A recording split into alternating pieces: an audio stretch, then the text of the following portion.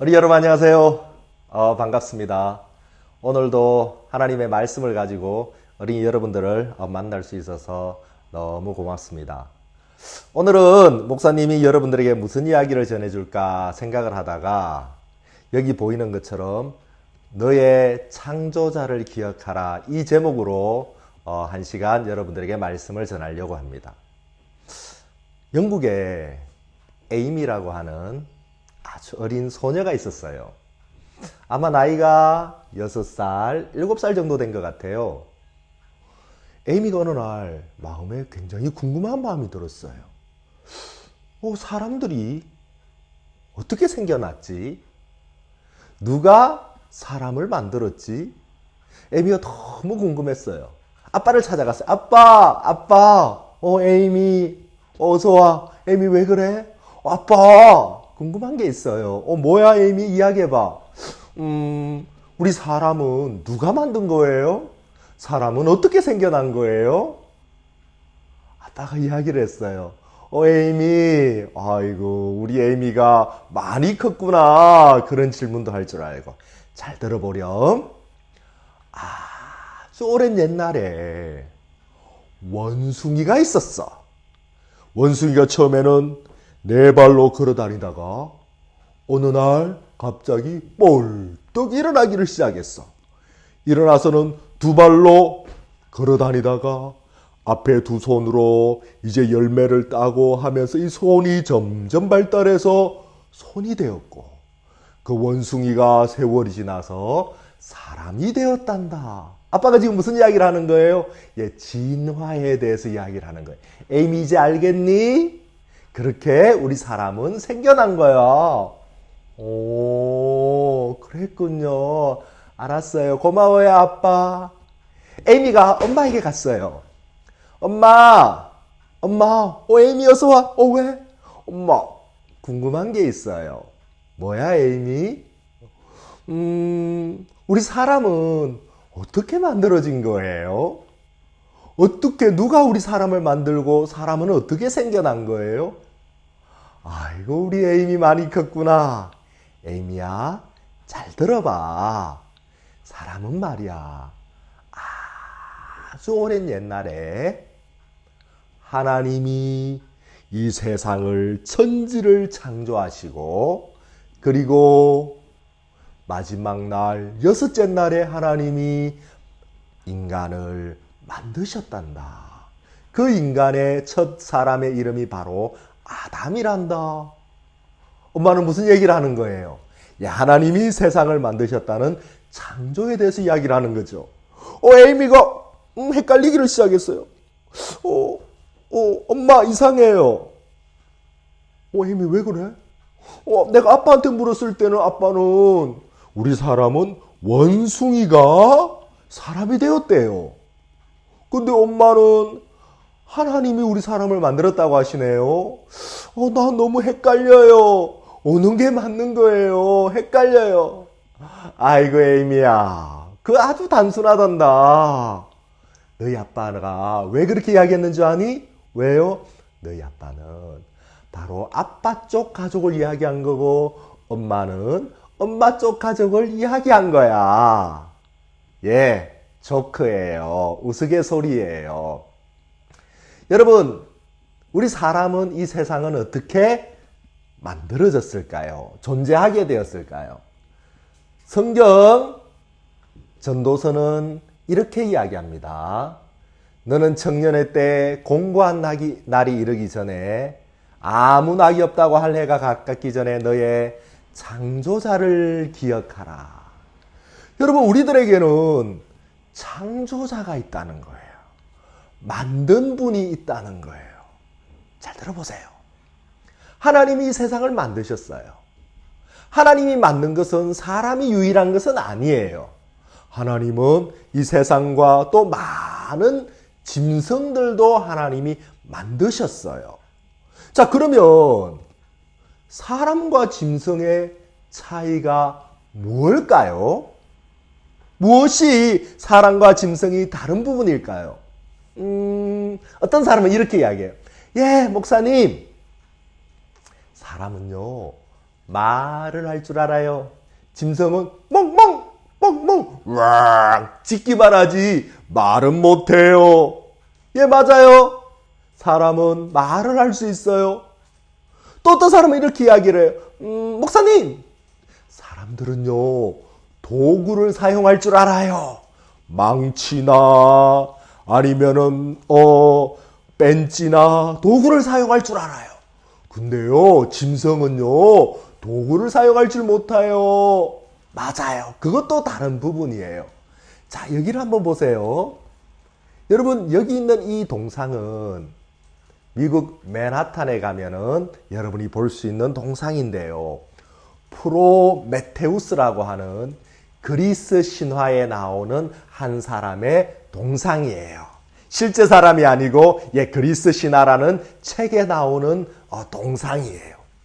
이 프로메테우스는 사람들을 참 사랑했어요. 그래서 그리스 신화를 읽어보면 어느 날 프로메테우스가 신들의 신인 제우스에게 가서 불을 훔쳐요. 자, 프로메테우스의 오른손을 보세요. 뭘 들고 있죠? 불을 들고 있어요.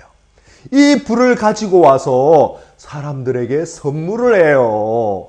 그때부터 사람들은 프로메테우스의 덕분으로 불을 사용하게 되었다고 그리스 신화는 이야기를 해요. 근데 제우스 신이 너무 화가 났어요. 프로메테우스, 네가 어떻게 그런 짓을 할 수 있어? 그래서 프로메테우스에게 큰 벌을 내렸는데 그 벌이 뭐냐면은 프로메테우스를 큰 산에 결박해 놓고 계속해서 독수리가 와서 프로메테우스의 간을 쪼아 먹는 거예요. 물론 그리스 신화에 나오는 이야기예요. 자, 어떤 사람들은 이야기를 해요. 사람들은요 불을 사용할 줄 알아요. 그래서 우리는 고기를 구워 먹기도 해요. 근데 짐승은 불을 사용하지 못하기 때문에 고기를 먹을 때 그냥 날 것으로만 먹어요. 예, 맞아요. 그것도 다른 점이에요. 어린이 여러분, 그것이 과연 사람과 짐승의 본질적인 가장 큰 다른 점일까요? 아니에요. 하나님이 우리 인간을 만드셨을 때 하나님은 우리 인간을 좀 짐승과 다른 특별한 존재로 만드셨어요. 그게 뭐냐면은 짐승에게 없는 특별한 기능을 우리 사람들에게 주셨는데 그게 뭐냐? 바로 영혼이라는 거예요. 따라해보세요. 영혼. 예, 잘했어요. 하나님은 우리들에게 영혼이라는 걸 주셔서 짐승과 다른 영적인 존재로 우리를 만드셨어요. 어린이 여러분, 영혼이라는 것은 뭔지 알아요? 영혼이 하는 일이 무엇인 줄 알아요? 우리는 손이 무슨 일을 하는지 알아요. 물건을 잡기도 하고 숟가락, 젓가락을 사용하기도 하고 우리는 발이 무슨 일을 하는지를 알아요. 그러나 영혼이 어떤 일을 하는지는 잘 몰라요. 어린이 여러분, 우리 영혼은 어떤 일을 할까요? 영혼은요, 바로 영원한 것을 추구하는 마음을 가져요. 이 영혼은요, 또 죄를 지을 때 막 가책을 느끼고 두려워하는 마음을 갖게 해요. 또 우리 영혼은요, 진리가 뭐지? 진리를 알고 싶어 하게 해요. 이 영혼은요, 지금보다 더 나은 삶을 살도록, 더 나은 삶을 꿈꾸도록, 추구하도록 만들어요. 그런 것들이 바로 영혼이 하는 일이에요. 여러분, 혹시 그런 거 보셨어요? 개가 어느 날 도둑질을 했어요. 도둑질을 하고 난 뒤에 아이고, 왜 내가 도둑질을 했을까? 하나님 죄송합니다. 용서해 주세요. 내가 잘못했습니다. 이런 거 봤어요? 그런 거 없어요. 그런 거 없어요. 개는 죄를 지어도요. 강아지는, 고양이는 죄를 지어도 가책을 느끼거나 두려워하거나 그런 거 없어요. 그래서 하나님 용서해 주세요. 그런 것도 없어요. 왜 그럴까요? 바로 영혼이 없기 때문이에요. 하나님은 우리 인간에게 영혼을 주셔서 우리 인간을 영적인 존재로 만드셨어요. 왜요? 왜 이렇게 만드셨을까요? 바로 하나님이 영이시기 때문이에요. 영이신 하나님이 영적인 존재로 우리 인간을 만들어서 하나님과 함께하고 하나님과 대화를 나누고 하나님과 마음을 나누고 사랑하며 함께 살기를 원했던 거예요. 근데 어느 날 인간에게 아주 불행한 일이 일어났어요. 자, 그 특별한 목적으로 만들어진 창조자 하나님에 의해서 만들어진 우리 인간이 그 하나님을 떠났어요. 하나님을 떠나고 난 이후부터 우리 인간은 우리 마음을 쫓아서 우리 마음에 있는 욕심을 쫓아서 내가 하고 싶은 대로 내가 원하는 대로 살아가기를 원했어요. 자, 이사야 53장에 보면 이런 말씀이 있어요. 우리는 다 양 같아서 그릇 행하여 각기 제 길로 갔거늘. 자, 하나님을 떠난 우리 인간들은 그때부터 창조자가 있다는 것도 그 창조자가 우리를 향하여 특별한 관심과 사랑을 품고 있다는 것도 그 창조자 하나님의 뜻도 마음도 신경 쓰지 않고 상관하지 않고 내 마음대로 내가 원하는 대로 그 삶을 살아가기를 시작한 거예요. 그걸 성경에서 뭐라고 이야기하느냐 하면은 그릇 행하여 각기 제 길로 갔다. 삐뚤어졌다는 거예요. 잘못된 길을 갔다는 거예요. 이 잘못된 길이라는 것은 막 도둑질하고 싸움하고 이것만을 뜻하는 건 아니에요. 바로 우리를 창조하신 창조자 하나님의 마음과 하나님의 뜻을 신경 쓰지 않고 마음에 두지 않고 그냥 내 마음에 내 생각에 욕심과 욕망을 따라서 살아가는 그 삶을 이야기하는 거예요. 자, 영국에 가면요 대형 박물관이라고 있어요. 전 세계 웬만한 큰 도시에 가면은 대부분 박물관이 있어요. 근데 전 세계에서 제일 큰 세 박물관이 있는데 그 중에 하나가 바로 영국에 있는 대형 박물관이에요. 멋있지요? 이게 바로 대형 박물관 정문이에요. 여러분, 영국 대형 박물관이 좋은 점이 뭔지 아세요? 공짜예요. 이 박물관에 들어가기 위해서 돈을 낼 필요가 없어요. 좋아요, 안 좋아요? 빨리 오고 싶죠? 예, 빨리 와서 보세요. 여러분, 이 대형 박물관에는 들어가면요 수많은 유물과 작품들이 있는데 대형 박물관을 대표하는 대표적인 작품이 뭐냐면 바로 로제타 스톤이라는 거예요. 목사님 시간만 좀 있으면 이 로제타 스톤이 얼마나 귀하고 가치 있는 건지를 좀 설명하고 싶은데 시간이 없어요. 아마 다음 기회에 한번 이야기를 해볼 수 있을 것 같아요. 자, 두 번째로 큰 박물관이 있는데 프랑스 파리에 있어요. 뭐예요? 바로 루브르 박물관이에요. 여러분, 이 사진 많이 봤죠? 여기 이집트의 피라미드를 본따서 만든 유리로 만든 피라미드가 딱 있어요. 프랑스 파리의 루브르 박물관. 여러분, 루브르 박물관의 대표적인 작품이 뭔지 아세요? 아세요? 이 안에도 들어가면 수없이 많은 유물과 작품들이 있는데요. 루브르 박물관의 대표적인 작품은 바로 레오나르도 다빈치가 만든 모나리자라는 작품이에요. 모나리자. 여러분, 사진으로 또 미술책에서 많이 봤죠? 기분이 좋은 날 모나리자를 보면 여자 웃고 있는 것처럼 보여요. 기분이 별로 안 좋은 날 모나리자를 보면 여인이 아주 슬프게 보인대요. 여러분, 오늘 이 모나리자가 여러분의 눈에 어떻게 보이나요? 웃고 있는 것처럼 보여요? 기분이 좋은 모양이에요, 오늘. 슬퍼하는 것처럼 보여요? 기분이 별로 안 좋은 모양이에요. 걱정하지 마세요. 목사님 말씀을 들으면 기분이 좋아질 거예요. 마음이 막 기뻐질 거예요. 자, 세 번째로 큰 박물관이 있는데 무슨 박물관인지 아세요? 그것은 바로 러시아에 있는 겨울궁전이라는 박물관이에요. 러시아 말로는 헤르미타지 이렇게 불러요. 헤르미타지, 겨울궁전. 원래는 러시아 황제가 쓰던 왕궁이었는데 지금은 박물관으로 바꾸어서 이곳에 수많은 작품들이 전시되어 있어요.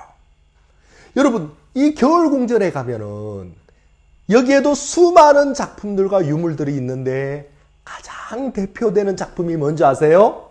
겨울궁전에? 궁금하지요? 바로 이거예요. 돌아온 탕자. 네덜란드 화가 렘브란트라는 분이 그린 돌아온 탕자. 여러분, 이 그림은 신약성경 누가복음 15장에 나오는 탕자의 이야기를 근거로 해서 그린 그림이에요. 목사님이 여기를 직접 가서 이 그림을 봤는데 그림이 아주 커요. 그날 그 그림을 본 감동은 지금도 잊지를 못해요. 여러분들도 기회가 되면 꼭 한번 와서 이 그림을 보세요. 누가복음 15장에 보면은 탕자가 나와요. 어느 날 아주 부유한 아버지에게 두 아들이 있었어요. 어느 날 둘째가 와서 아버지에게 이야기를 해요. 아버지, 왜 그러니? 아버지 돌아가시면 아버지의 재산을 우리에게 나누어 주실 거죠? 그렇겠지. 그러면 아버지, 지금 좀 나누어 주세요. 어차피 나누어 줄 건데, 아버지 지금 좀 나누어 주세요. 여러분, 이런 아들이 어디 있어요, 세상에. 아버지가 돌아가시지도 않았는데, 아버지 유산을 달라는 거예요. 근데 이 아버지는, 그러렴 하고, 이 둘째 아들에게 재산을 더 나누어 주었어요. 어떤 일이 일어났는지 아세요? 둘째 아들이 며칠이 못 되어서 아버지에게 받은 재산을 싹 모아가지고 먼 나라로 갔어요. 아버지가 없는, 아버지가 간섭할 수 없는 먼 나라로 갔어요. 왜냐하면 둘째 아들은 마음대로 살고 싶었어요. 자유롭게 살고 싶었어요. 아버지하고 같이 살면, 아버지가 옆에 있으면 좀 게임을 하고 싶어도 마음대로 못 하잖아요. 그죠?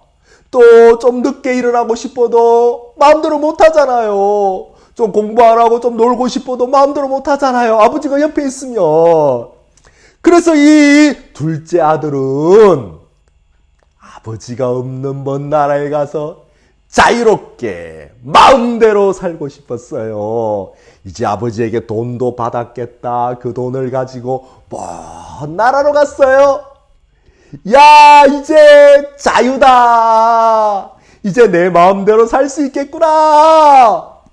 여러분, 이 둘째 아들이 어떤 삶을 살았을까요? 성경은 이야기해요. 허랑방탕한 삶을 살았어요. 다시 이야기하면은 술 마시고 여자들하고 놀고 도박을 하고 마약을 하고 허랑방탕하게 살았어요. 그래서 우리가 이 둘째 아들을 뭐라고 부르냐면은 탕자라고 불러요. 허랑방탕한 아들, 탕자라고 부르는 거예요. 탕자가 그렇게 허랑방탕하게 몇 년을 살다가 보니까 돈이 다 떨어졌어요. 거기다 그 나라에 흉년까지 들었어요. 처음으로 탕자가 배가 고파지는 거예요. 아이고, 배가 고파. 아이고, 배고파. 어떻게 하지? 어떻게 해요? 알 수 없이 탕자가 직업을 구했어요. 근데 뭐 할 수 있는 것도 없고 경험도 없고 무슨 자격증도 없고 돼지 치는 일을 구했어요.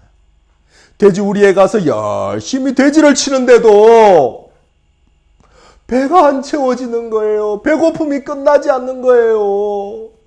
나중에는요, 돼지가 먹는 그 쥐염절매, 그걸 먹고 싶어서 그것으로 배를 채우려고 하는데도 그것조차도 마음대로 안 되는 거예요. 그때서야 탕자가 생각을 했어요. 이야, 우리 아버지 집에는 종들도 배부르게 먹는데 나는 여기서 굶어 죽는구나. 여기서 줄여 죽는구나. 아버지께로 돌아가야 되겠다. 탕자가 일어났어요. 아버지께로 돌아가요. 바로 이 장면은 바로 탕자가 아버지께 돌아와서 아버지를 만나는 장면이에요. 이 그림을 그린 렘브란트는 빛의 화가라고 별명이 있어요. 그는 빛을 아주 잘 사용하는 화가였어요. 여러분, 이 그림에서 가장 빛난 부분, 가장 밝은 부분이 어디예요? 바로 아버지의 얼굴이에요. 돌아온 탕자를 끌어안고 있는 아버지의 얼굴이에요. 이 탕자는 바로 하나님을 떠나서 우리 마음대로, 우리 욕망대로, 내가 원하는 대로 살아온 우리들을 이야기하는 거고, 이 탕자를 받아주신 아버지는 바로 하나님을 이야기하는 거예요. 렘브란트가 탕자에 대해서 그린 그림이 하나 더 있어요. 여러분 뭔지 아세요? 이거예요. 이게 뭐냐면은 바로 렘브란트가 먼 나라에서 허랑방탕하게 사는 삶을 그린 그림이에요. 이 그림을 자세히 보세요. 아주 재밌어요. 지금 손에는 술잔을 들고 부어라 마셔라 하고 렘브란트가 지금 방탕한 삶을 살고 있죠. 근데 이 렘브란트의 얼굴을 자세히 보면은 이 얼굴이 누구의 얼굴인지 아세요? 누구의 얼굴인지 아세요? 바로 렘브란트 자신의 얼굴이에요. 자신의 얼굴이에요. 렘브란트는 어느 날, 야, 바로 이 탕자가 나구나. 내가 이 탕자처럼 살았구나. 바로 자신이 탕자인 걸 깨달았어요. 그래서 이 탕자의 얼굴에 자기의 얼굴을 집어넣은 거예요. 자기 얼굴을 그린 거예요. 어린이 여러분, 여러분들은 이 얼굴에 바로 여러분의 얼굴을 그려야 돼요. 야, 맞아. 내가 탕자처럼 나에게도 창조자가 있는데, 나를 만드신 하나님이 있는데 내가 그 하나님을 무시하고 그 하나님의 뜻을 생각지도 않고 내가 지금까지 이렇게 방탕하게 내 마음대로 내 욕망대로 살았구나. 내가 바로 이 탕자구나. 그 사실을 깨달은 사람, 그걸 보고 성경은 뭐라고 이야기하느냐면은 회개했다고 이야기를 하는 거예요. 여러분, 탕자가 아버지에게 돌아왔어요. 근데 탕자가 아버지께 돌아왔을 때 아버지가 탕자를 위해서 준비해 놓은 것들이 있었어요. 뭔지 아세요? 제일 좋은 옷, 그리고 손에 낄 수 있는 좋은 가락지, 반지, 그리고 벗겨진 탕자의 신발을 갈아 신을 수 있는 좋은 신발, 제일 좋은 옷과 가락지와 신발, 이것들은요, 아버지가 탕자가 오기 전에, 돌아오기 전에 미리 준비해 놓았던 것이에요. 자, 어린이 여러분, 하나님은 오늘 이 아버지처럼 여러분을 기다리고 계세요. 근데 하나님이 여러분을 기다리는 동안 여러분이 하나님께 돌아오기 전에, 하나님을 믿기 전에 하나님이 여러분을 위해 준비해 놓은 게 있어요. 그게 뭔지 아세요? 그걸 조금 더 이야기를 해볼게요. 들어보세요. 여기에 보면은 요한복음 1장 29절에 이렇게 이야기를 해요. 이튿날 요한이 예수께서 자기에게 나오심을 보고 가로되 보라, 세상 죄를 지고 가는 하나님의 어린 양이로다. 자, 선지자 세례 요한이 지금 예수님을 이스라엘 백성들에게 소개하고 있어요. 뭐라고 소개를 해요? 보라, 예수님을 보라. 이 예수님은 세상 죄를 지고 가는 하나님의 어린 양이로다. 여러분 생각은 왜 요한이 예수님을 어린 양이라고 이야기했을까요? 여러분, 양보다는 호랑이가 더 멋있지 않아요? 양보다는 용, 사자 이런 게 좀 더 멋있을 것 같은데 왜 요한은 예수님을 어린 양이라고 표현을 했을까요? 성경에서 양이라는 뜻은 특별한 의미를 가지고 있어요. 구약시대에 이스라엘 백성들이 죄를 지으면 그 죄를 씻기 위해서 제사를 드려야 했어요. 그 제사를 속죄 제사라고 불러요. 죄를 씻는 제사다. 이런 뜻이에요. 이런 뜻이에요. 자, 속죄 제사라고 불러요. 자, 이제 이 빨간 옷을 입고 있는 이 사람이 죄를 지었어요. 이 사람이 죄를 씻고 싶었어요. 그래서 속죄 제사를 드리기 위해서 양이나 염소를 제사장 앞으로 끌고 오는 거예요. 끌고 오는 거예요. 왜 양이나 염소를 제사장 앞으로 끌고 올까요? 성경에는 이렇게 되어 있어요. 죄의 싹은 사망이요. 로마서 6장 23절. 예, 죄가 씻어지기 위해서는 그 죄의 대가를, 값을 지불해야 돼요.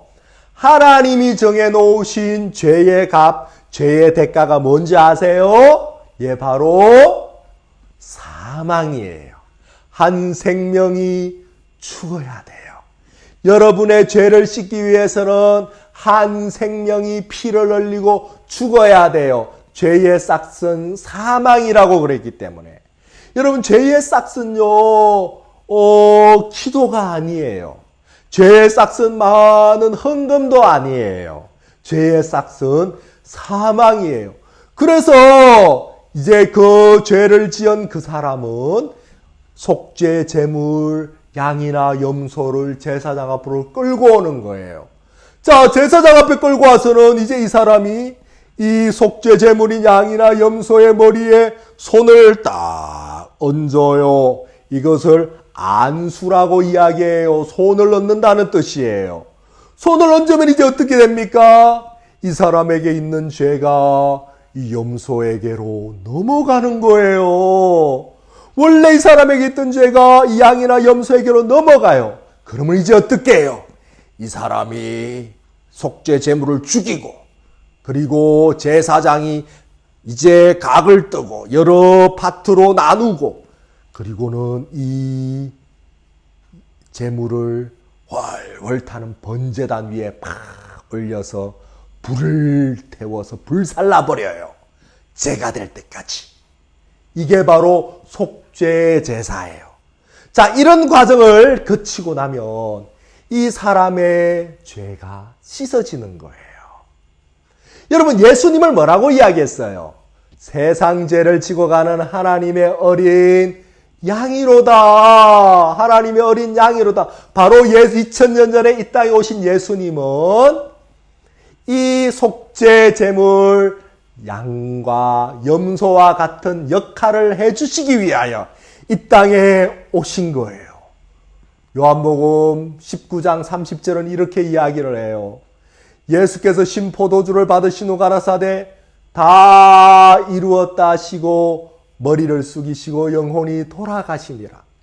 예수님이 십자가 위에서 가장 마지막에 하신 말씀이 뭐냐면은 다 이루었다는 거예요. 무엇을 다 이루셨을까요? 바로 여러분의 죄를 깨끗하게 하는 그 일을 다 이루었다는 거예요. 다 이루었다는 거예요. 목사님 영국에 사는 거 알고 있죠? 영어 하나 가르쳐 드릴까요?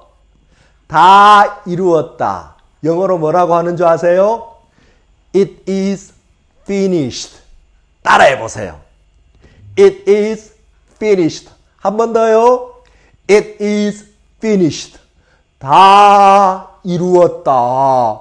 예, 하나님이 예수님을 이 땅에 보내셔서 그 예수님이 십자가에서 피를 흘리고 죽으셨어요. 왜? 여러분의 죄의 값을 지불하기 위하여 예수님이 십자가에서 피를 흘리고 죽으신 거예요. 바로 여러분의 죄의 값이 지불되어진 거예요. 여러분의 모든 죄가 십자가에서 깨끗하게 씻어진 거예요. 2000년 전에 하나님은 예수님을 통해서 이 일을 이루신 거예요. 아멘. 할렐루야. 하나님을 찬양하는 거예요. 찬양하는 거예요. 조금만 더 이야기를 해볼게요. 여러분, 이게 뭔지 아세요? 가든툼이라고 이야기해요. 십자가에 못 박혀 피 흘리시고 죽으신 예수님이 묻히셨던 무덤이에요. 우리나라의 무덤은 땅을 파서 땅에 묻는데 이스라엘의 무덤은요, 절벽이나 또 산을 파서 동굴을 만들고 그 안에다가 시체를 두고 그 입구를 큰 돌로 막아요. 이것은 가든툼이라고 바로 예수님의 시체가 누워있던 무덤이에요. 여러분, 이 안을 한번 들어가 볼까요? 아, 가까이 왔어요. 안을 보고 싶죠? 예, 들어가 봅시다. 여기가 바로 예수님의 무덤 안이에요. 이곳에 예수님이 누워 계셨었어요. 지금은 없지요. 지금 예수님의 시체는 여기 없어요. 왜요? 예수님 다시 살아나셨다는 거예요. 여러분, 예수님이 다시 살아나셨다는 말은, 부활하셨다는 말은 여러분의 죄의 값을 온전히 지불했다. 바로 그 뜻이에요.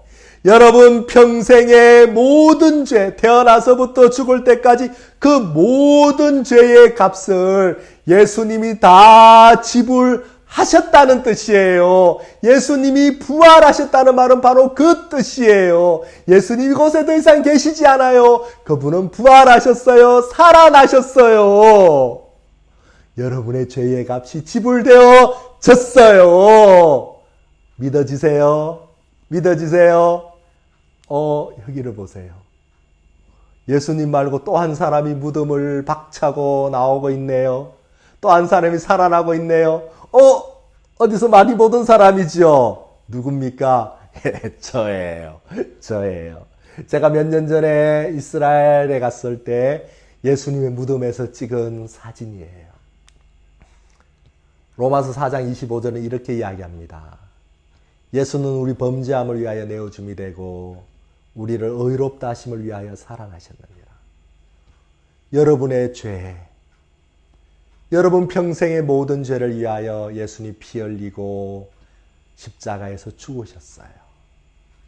그 예수님이 3일 만에 부활하셨어요. 부활하신 예수님은 이제 여러분에게 이 이야기를 하시고 싶으신 거예요. 무슨 이야기? 의롭다. 의롭다. 너는 이제 의롭다. 내가 너의 죄의 값을 지불했다. 그래서 내가 너의 죄를 온전히 씻었다. 너는 더 이상 죄인이 아니다. 의롭다. 그 일을 위해서 예수님이 다시 부활하시고 그 부활하신 예수님이 여러분에게 저를 통해서 이렇게 증거하고 계시는 거예요. 뭐라고요? 너는 의롭다. 더 이상 죄인이 아니다. 너의 모든 죄는 씻어졌다. 어린이 여러분, 이 사실을 믿을 수 있겠습니까? 믿을 수 있겠어요? 여러분이 이 사실을 아멘 하면서 마음에 받아들이고 믿을 때에 그 순간 하나님은 뭐라고 이야기하시냐면은 너는 내 아들이다. 너는 내 아들이다. 너는 이제 구원을 받았다. 이렇게 말씀하시는 거예요. 오늘 목사님의 이야기를 듣는 어린이 여러분 모두가 이 사실을 마음에 받아들여 구원받고 하나님의 자녀가 되기를 바랍니다. 오늘은 여기까지 하겠습니다. 우리 같이 기도할까요? 하나님 아버지 감사합니다. 2000년 전에 흘리신 예수 그리스도의 보혈이 우리 모두의 죄를 깨끗게 하셨습니다. 그래서 더 이상 우리는 죄인이 아니고 이제 의롭게 되어졌습니다. 하나님, 오늘 이 말씀을 들은 우리 모든 어린이들, 그들의 마음속에 하나님이 우리를 위해 준비하시고 해놓으신 이 귀한 복음이 마음에 받아들여지게, 믿어지게 하나님이 도와주시옵소서. 우리를 깨끗게 하신, 우리를 구원하신 하나님을 찬양합니다. 감사합니다. 예수님 이름으로 기도하였습니다. 아멘. 여러분 감사합니다. 다음 시간에는 더 재밌는 영국 이야기 또 유럽 이야기로 여러분에게 찾아오겠습니다. 예, 다음에 만나겠습니다. 안녕.